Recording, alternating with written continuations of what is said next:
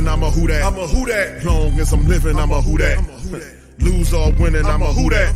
Sports coma, yeah, this is where we do that. Where we do that, where we do that, where we do that, where we do that, where we do that. Boogie like this and I'm a who that. I'm a who that. Sports coma, this is where we do that. Where we do that. Welcome, welcome, welcome. Somebody please better help. Running this thing like Elf. I thank God every day I'm not a felt. Go to YouTube Live with Big Q and the guys. If you ain't ride or die, the bandwagon get flipped. Been marching in, that was way for the ring. I was yelling out your shape for the championship. Bucking on Tampa, duck down. Falcons, pluck, get shut down. Panthers ain't much touchdown. The vision really belong to us now. So much hate on the Saints, you could probably tell. Ever since Bounty Gate hit the NFL, when things seem fishy and you probably smell the crooked referees or Roger Goodell. Yeah, probably like this and I'm a who that. Every day I'm living, I'm a who that. Lose or winning, I'm a who that. It's the sports coma, this is where we do that. Where we do that, where we do that, where we do that, where we do that, where we do that. Boogie like this and I'm a who that. It's the sports coma, this is where we do that. You're listening to the Sports Coma with Big Q and the guys on the PRO Media Network.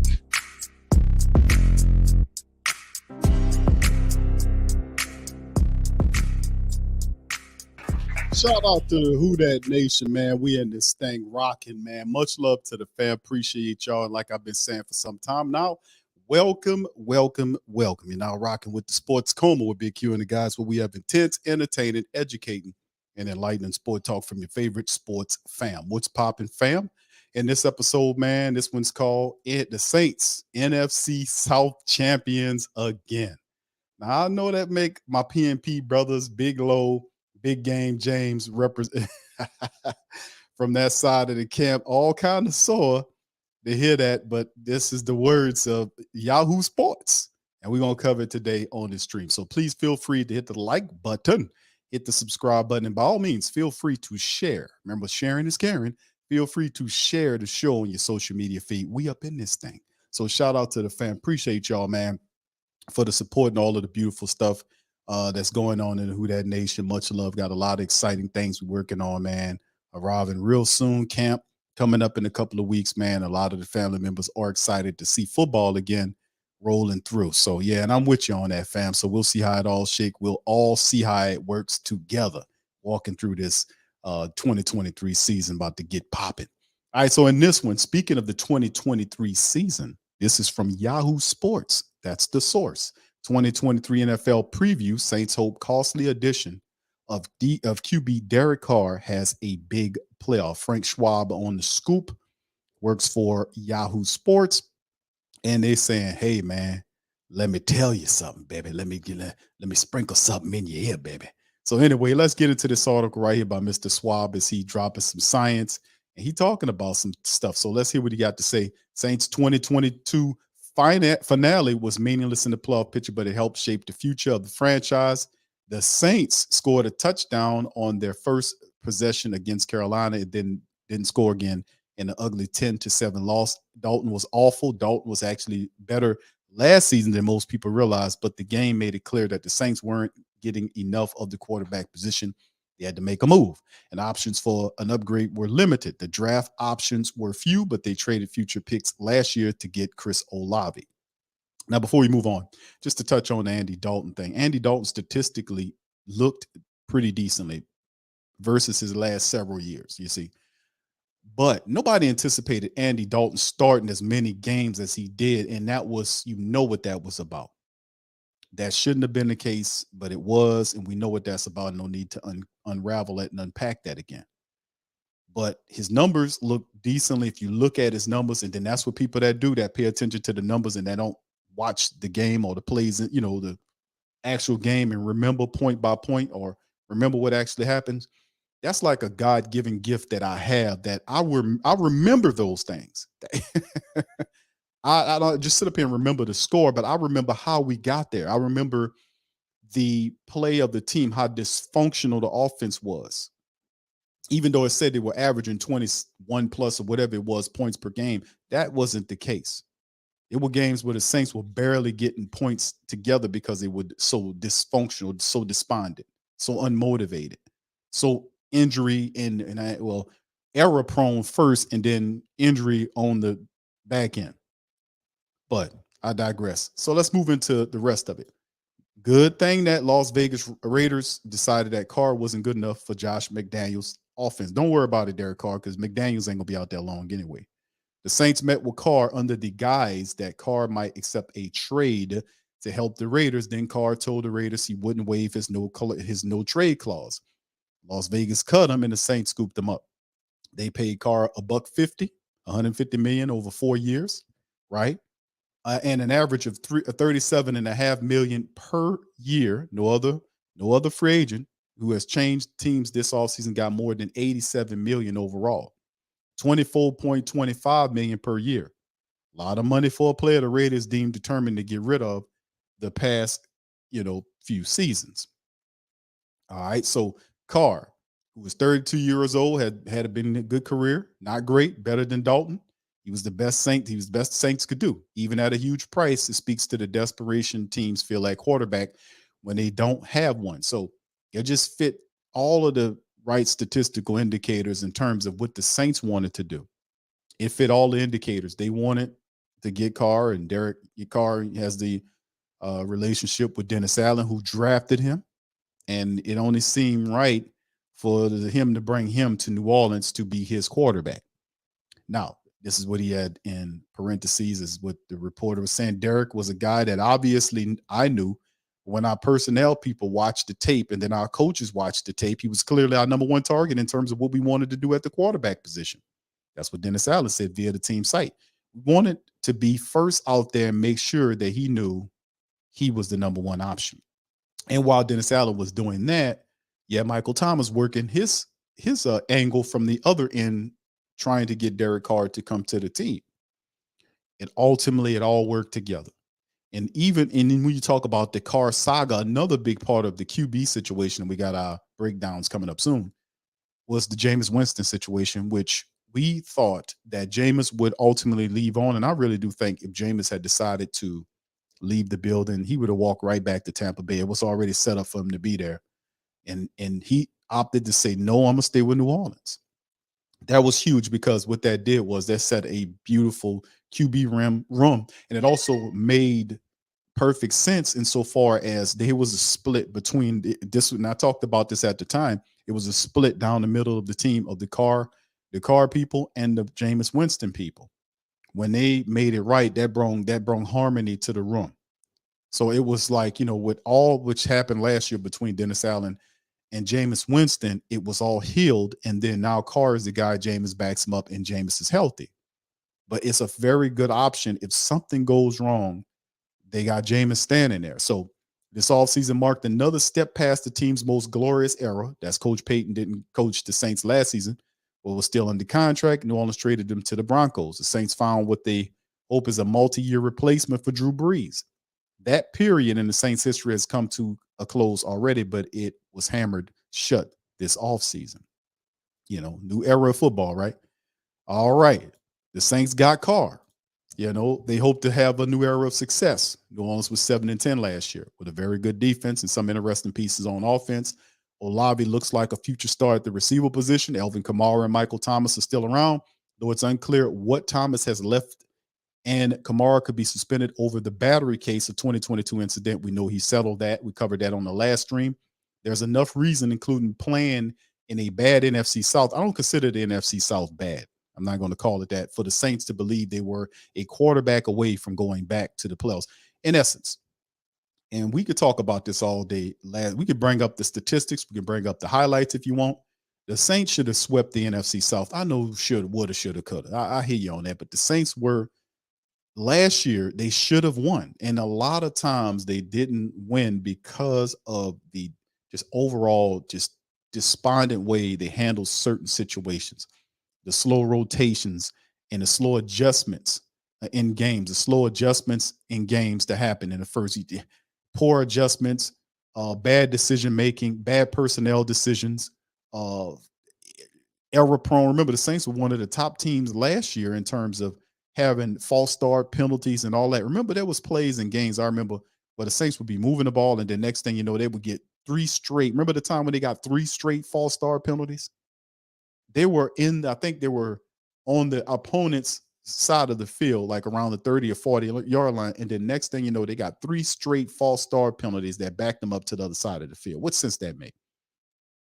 In the NFL, really, that is not supposed to happen.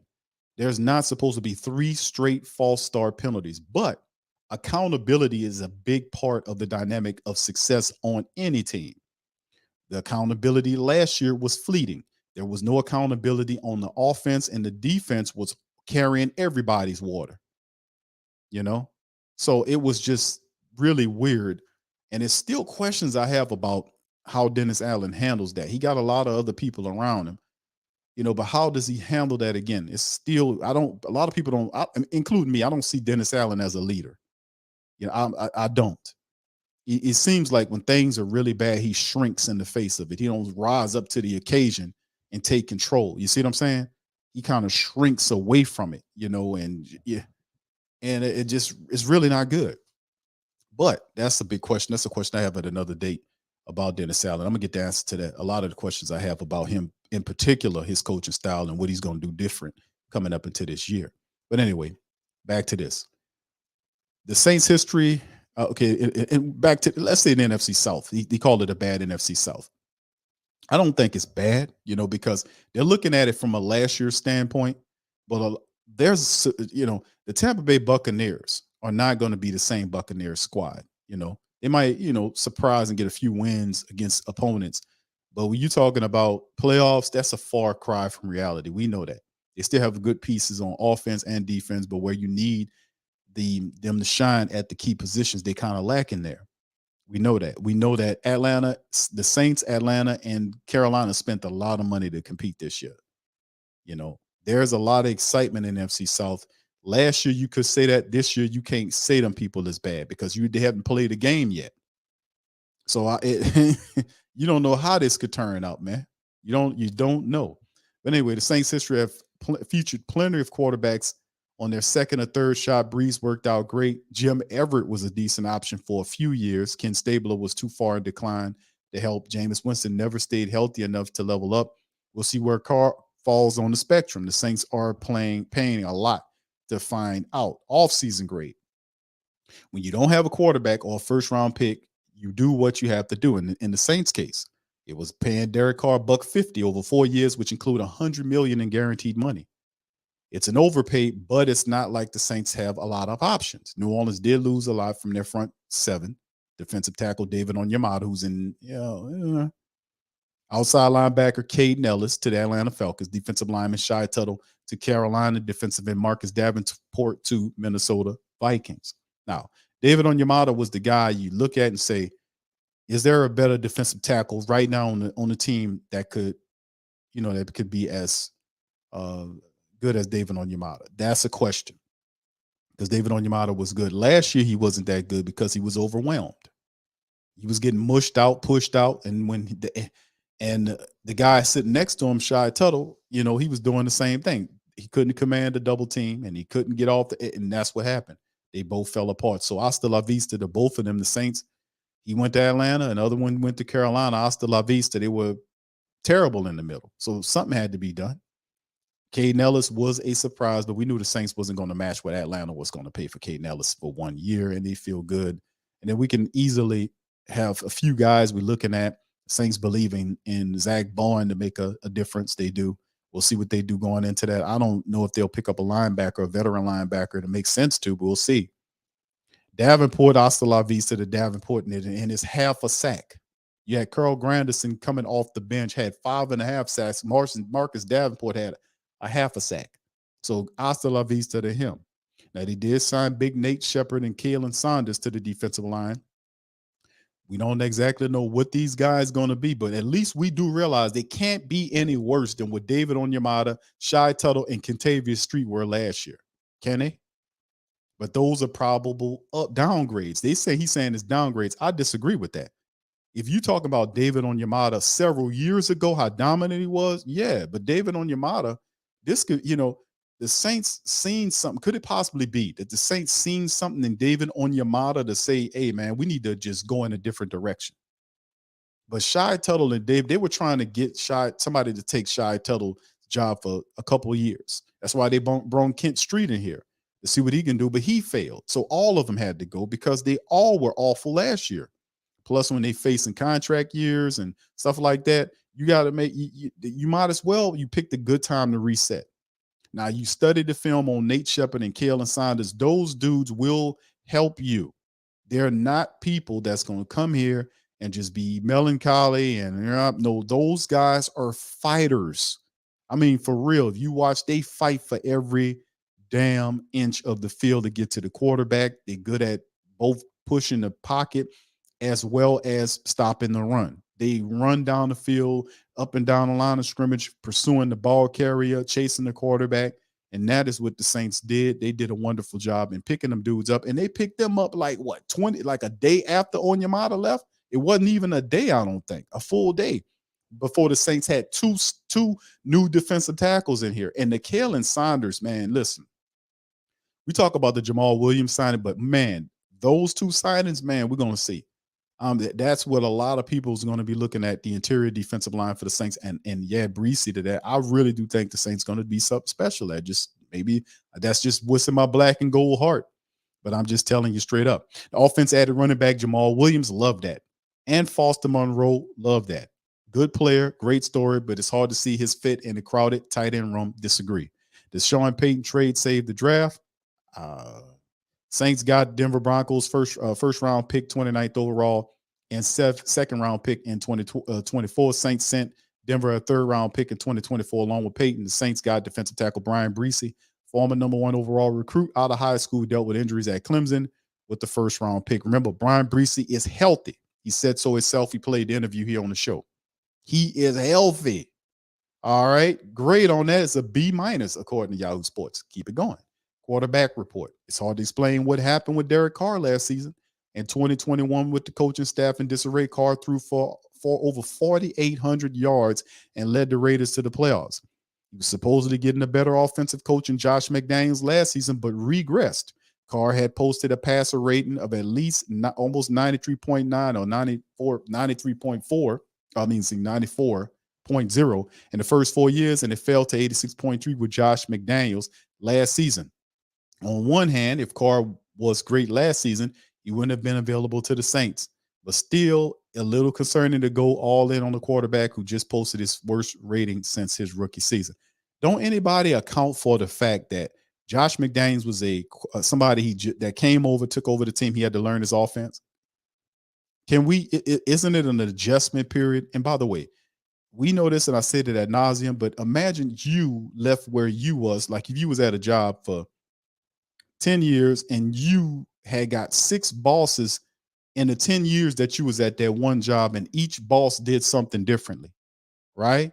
And then just when you got used to that boss, he changes, and here come another guy changing up everything. Instead of doing it like this, we're going to do it like this. How would you feel with that? That's just getting into the psyche or something like that. That's how you would say, man, this is crazy. These people can't keep nobody at the top. What's wrong with these people? You know, it kind of creates a ripple effect that kind of throws you off guard. You know what I'm saying? So you have to keep adjusting to different people there. That's what this guy was doing. You know, and his numbers were down, but don't we account for the fact that he had to adjust to what the hell McDaniels wanted him to do? And Josh McDaniels ain't all that. He don't do nothing unless he's with Bill Belichick. That's he's not a good head coach. So whether he balled out, I disagree on that point. I think if Derek Carr had balled out, and by the way, he made the Pro Bowl last year, and he was in the Pro Bowl last year. So you might not think he balled out, but how the hell he get the Pro Bowl that again? So anyway, crazy.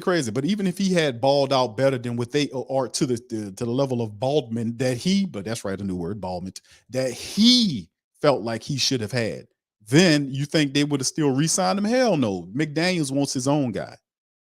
So anyway, BETMGM odds say the Saints win, and this is BETMGM, BetMGM says Saints are 8.5 over, has heavy juice. So you're showing the main reason in NFC South the Saints have the easiest schedule in the NFL this season, according to Sharp Football Analysis, which uses win totals to determine strength of schedule. The Saints and the Falcons have the easiest schedule this season by a wide margin, according to Sharp, getting to that 9-8 isn't too much to ask for. That's last year, and that's kind of a flawed philosophy to a degree because those are not the same teams you'll be facing. Some of the teams that were playing last year were a little bit better from a roster standpoint than the teams that we seen that we're going to see this year. Case in point, Carolina could be a lot better than what we seen them last year. They actually got a young quarterback there. They got a lot of talent. They spent a lot of money.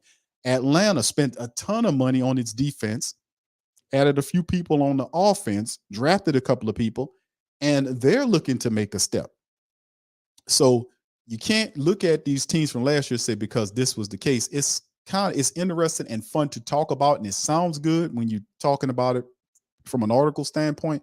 But realistically speaking, you don't know what these teams are going to be until they get out there and perform. You see, until they put it all together. Things look good on paper, but as right now, it's just paper. Everybody look good on paper right now, right? Except for the Chicago Bears. But actually, the Bears look decent, but we don't know exactly what all this is going to end up being. That's why they play the games.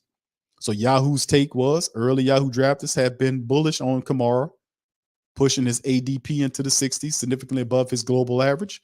I think the optimism is a mistake, even with Kamara's legal situation clearing up. He agreed to that plea deal for a lesser charge, which means his felony charge is no longer pending. This one running back I will not draft, and they're talking about from a fantasy standpoint.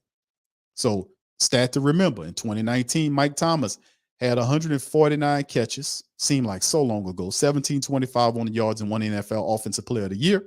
At the end of 2019, Thomas had played 4 NFL seasons and posted at least 92 catches for 1,137 yards in all of them. In 3 combined seasons since then, Thomas has 56 catches for 609 yards and 3 touchdowns. His fall has been remarkable. If Thomas doesn't bounce back to post another 1,000-yard season, his record-setting 2019 and subsequent drop will be one of the weirdest stories in NFL history. And at the age of 30, with injuries limiting him to 10 games the last 3 years, is far from a guarantee that Thomas will have another great season. He's a total mystery heading to the season. Not for me. Not for me and people that know. All of this stuff, and it's like we talk about what happens in the universe and karma and everything like this and that and the third. We know that it rains for a time, but eventually the rain clears up and you get sunshine. We know about the great song from Frankie Beverly and Maze. Joy, I ain't gonna get to sing because y'all ain't ready for that. Joy and pain is like sunshine and rain, right? So it just goes to show you the duality or the balancement, the yin and yang of how things operate.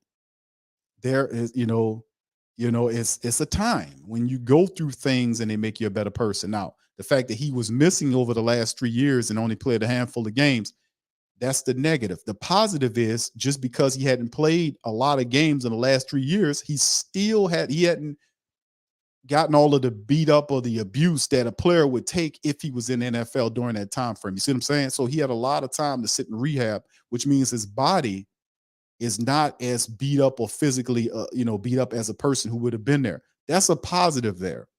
So at 30 years of age, Michael Thomas is finally healthy. We've seen reports and videos. We'll finally see exactly what he looks like on the field, but he said it out of his mouth. Dennis Allen said it, that they're looking at Mike Thomas, no restrictions. And of course, we know it's going to be no restrictions because this is the last year. The Saints reworked this deal. It's a 1-year prove-it deal. So he's going to have to prove it. He's going to have to show us what he can do. But I think Michael Thomas will excel this year. I don't know if he gets 1,000 yards this year and pass catch yards. I don't know if he gets that. But I know that if he plays at least 15 to 16 contests this year, or I believe he plays more than 10 games. That's just me. But he's not a mystery to me. He's going to play. And when Mike Thomas plays, you see what he can do. You see what he can do. So I think he plays at least 10 games this season. At least 10 games this season. That's my call on it. I'm going to put it out there. I think Mike Thomas finally gets beyond all this stuff, man, and shows that he still got it. And plus, it's going to be a lot better because Chris Olave's there, Rashid Shaheed's there. He got a lot of help. So you can't focus totally on him.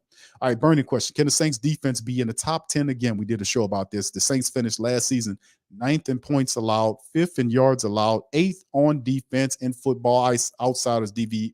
It was a top unit by many measures, but there were some losses in free agency, especially up the front.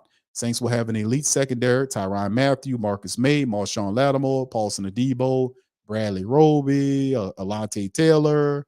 That's a good foundation, but a lot of the pass rush depends on another great season from Cam Jordan, who will be 34 years of age. If Cam has another strong season, or someone like 2021 first round disappointment Peyton Turner, 3 sacks and 2 season emergence, the Saints should be good on defense again. It's 3 guys there. We talk about outside of Cam. I never worry about Cam Jordan. A lot of people say Cam this and Cam that. I never worry about Cam Jordan. Never worry in terms of him being productive. The outside, he just needs a compliment. And now when you talk about great players for the Saints, whether it's Michael Thomas or Cam Jordan, remember, a lot of their success came when they didn't have nobody on the other side. You know, you had Trey Hendrickson for what? That year or so when he balled and finally got out of here and get the check from Cincinnati. And then you have to go back to Junior Gillette when he was there. And you see what I'm saying? He never had a guy like a combo, another end that can take the pressure off him. A lot of what Cam did was basically by himself for a lot of the years. He never had a dire complement defensive end outside of him that could take pressure off of him. Does he have it this year? We don't know. They got a lot of potential guys, a lot of questions behind guys like Carl Granderson. We know Carl could play, but could he do it in a starting role? You know, as a starter in full reps, doing it like a Cam does. Is he ready for that? How about, is Peyton Turner finally healthy? Because what a first round draft pick means, you got to justify the pick. They really want Peyton Turner to get that job. Can Peyton Turner stay healthy enough to go and get that job from Carl Granderson? And then, of course, Isaiah Foskey is a guy that's going to push all of them, because Foskey has the sack gene. He has that. He got to get stronger. He got to work on a few more pass rush moves and all this kind of stuff. But Isaiah Foskey is the future. So, that's just my little take on that. So I think the defense, I don't know if they'll be top 10 at the start of the season, because a lot of what happens is going to, and we talk about Demario Davis. How could we talk about top 10 defense, not mention Demario Davis? Pete Werner is healthy. And of course, the Saints could use some help at the linebacker room, depending on how they see Zach Bond. But Zach Bond, what if he turns into Caden Ellis this year? We don't know. The Saints might be betting on him to do that, just like Caden did it. I don't know.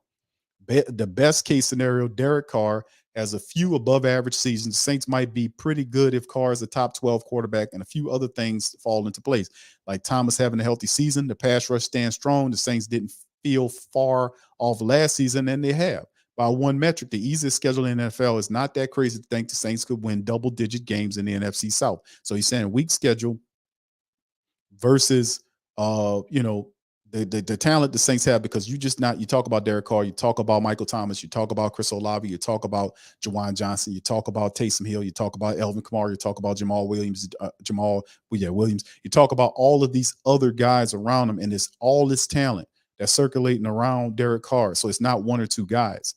Derek Carr doesn't have to be a Drew Brees type for the Saints to win games. The Saints stay balanced. They run the football behind a very strong running back room, get the play action going, to give him opportunity to get the ball down the field, because that's his best attribute, is to stretch the field, stretch out defenses. Once we get them defenses stretched out, we can run that ball on them. It's just that simple. This is not astrophysics. This is not quantum physics. This is none of that. This is football, man. And football is supposed to be simple. So we have the ability to stretch out defenses, make them respect us with the deep throw. And Derek Carr is one of the best at putting the ball down the field accurately. He throws it. That's his best throw. And that's what we're looking for him to do. Don't, lead the offense, cut the turnovers down, take the shots when you're supposed to. Saints operate early behind a running attack. Let's pop. Let's make it happen. Nightmare scenario. If Carr isn't good, the Saints realistically get out of his contract after 2 years, but that's not the point. The Saints don't want to start over that quickly at quarterback. It's at least possible that we saw Carr last season was less about Josh McDaniels and more about the player's decline. The Raiders were in a hurry to get rid of Carr by the end of last season, willing to get nothing back in return. That's a red flag. It's also worth noting that defensive excellence is harder to predict year by year, so maybe the Saints' fine defensive season in 22 won't repeat. Dennis Allen was a reasonable pick as Sean Payton's replacement, but if he allows a 7-10 season with another double-digit loss campaign, that wouldn't be a guarantee of him being back for a year 3. While it's still nice to believe that's an upgrade quarterback situation, push the Saints better, better things, it's also possible things get worse. Listen, Derek Carr, if the Saints have another 7-10 season, Derek Carr will not be fired. I'm gonna just say that to you right now. The Saints will take the PR department. It's not hard to tell, man. They will not fire Dennis Allen. They won't do it. If they wanted to get from up under Dennis Allen, they could have did it last year. They didn't do it because of the money. Once again, you don't know how much Dennis Allen is getting from the Saints. They do not want you to know that. We know most of the salaries of the coaches in the NFL. We know how many years they're with the team.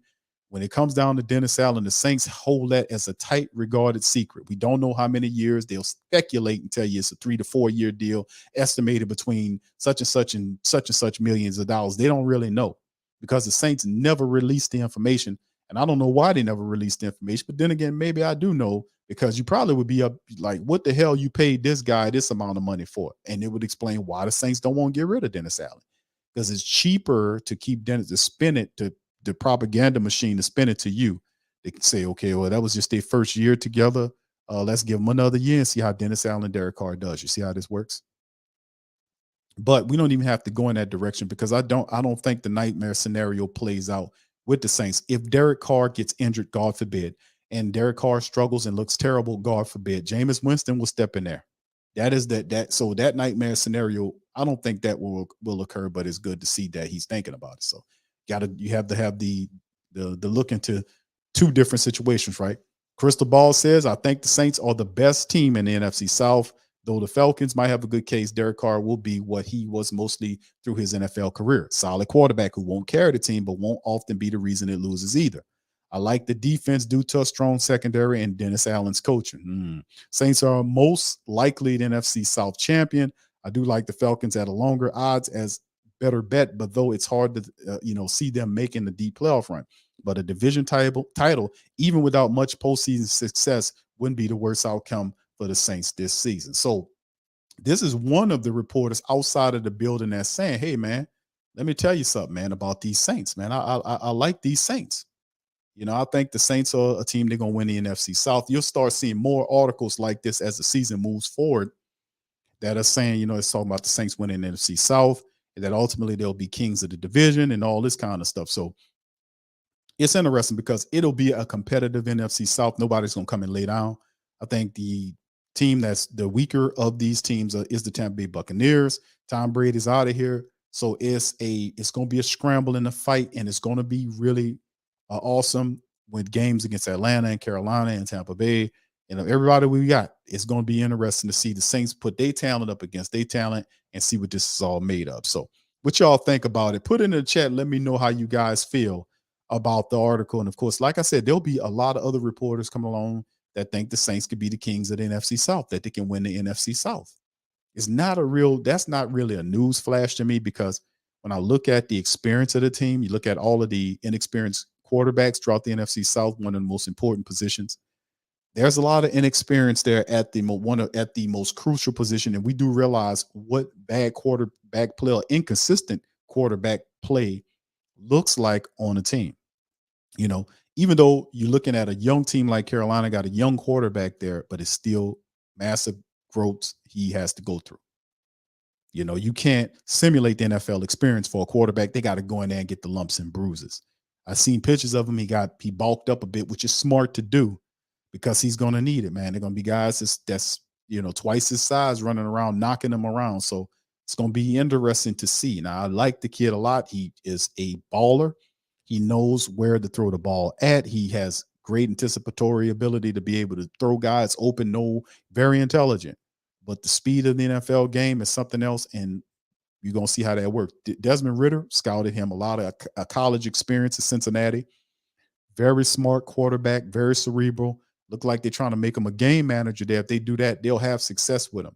But it's up to the Saints, man, with the experienced quarterback, been there, done that. He's the Sunshine Anderson of the NFC South. He done seen it all before. So at the end of the day, the Saints, kings of the NFC South in 2023, baby. I love it. All right, so with that being said, man, y'all tell me how y'all feel about this stuff. Shout out to all the fam in the building, man. Appreciate y'all. Y'all hit the like button for me. Hit the subscribe button, man. Much love to you guys as well. So listen, with that being said, man, I'm going to get on out on this one. Please feel free, man. Y'all see the email list in there. Hit the email, join our email list. Y'all join the email list, man. I've been building the email list for some time. I want y'all to be up on it. We're gonna be doing we're gonna be doing some stuff. We're gonna do some meet and greets and stuff like that. We're gonna be doing some giveaways and all that. If you want to be a part of that, I'm be hitting everybody up in the email list and let y'all know we got this going on. There's gonna be shows that only people on the email list gonna be doing a lot of stuff like that because we building up our stuff. So it's gonna be cool. But with that being said, please feel free to strike the like button, hit the subscribe button, join the Great Saint Think Tank today. Put your comment in the comment section below. Let me know how you guys feel about the Saints, Kings of the NFC South in 2023. I like how that sounds.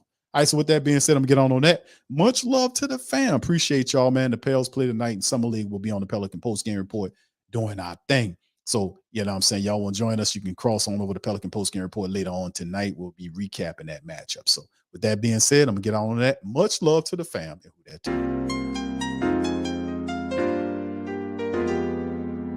Yeah. Boogie like Benson, I'm a who that. I'm a who that. Long as I'm living, I'm a who that. Lose or winning, I'm a who that. Sports coma, yeah, this is where we do that.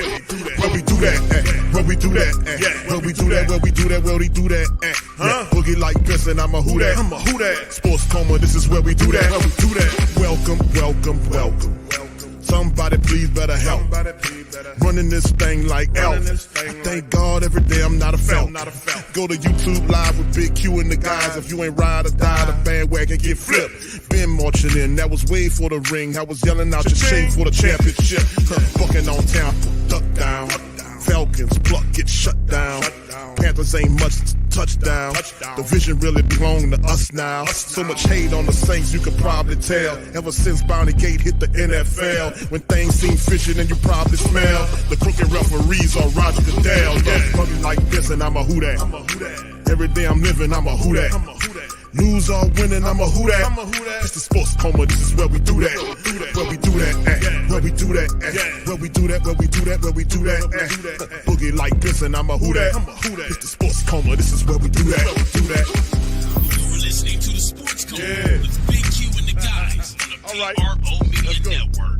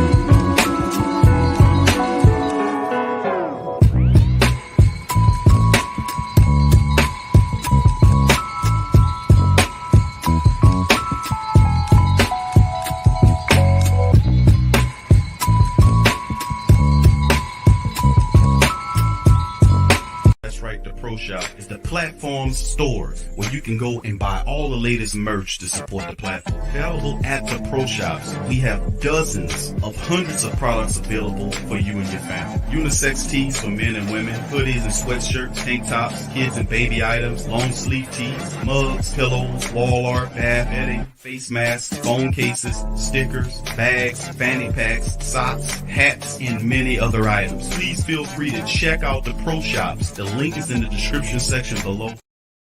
TheWhoThatDaily.com. That's right, TheWhoThatDaily.com. Your one-stop shop for everything New Orleans Saints, New Orleans Pelicans, LSU Tigers, and even the top flight boxing news. So if you're a Who That and you're looking for a place to stay up on your team, TheWhoThatDaily.com is your site. TheWhoThatDaily.com for the sport Who That in all of us.